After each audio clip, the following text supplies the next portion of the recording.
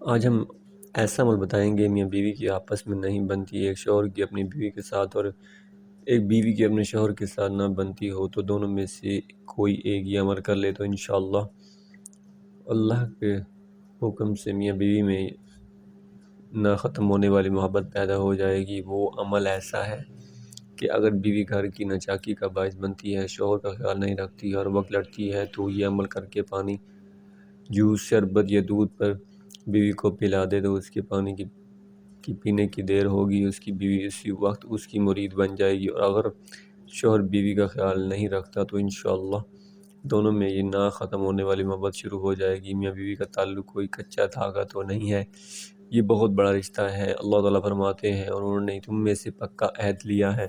قرآن مجید نے بیوی کو ساتھ کہا ہے، یہ زندگی بھر کا ساتھی ہے، یہ زندگی بھر کا ساتھ ہوتا ہے۔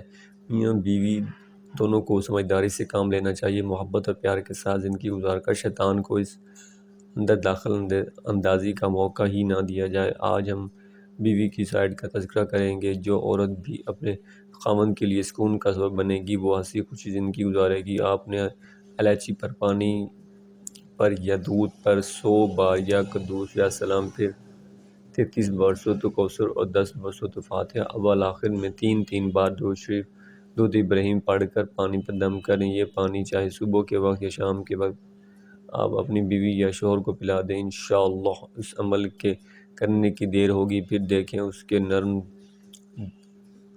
دم کو اللہ تعالیٰ کیسے نرم بنا دیتے ہیں۔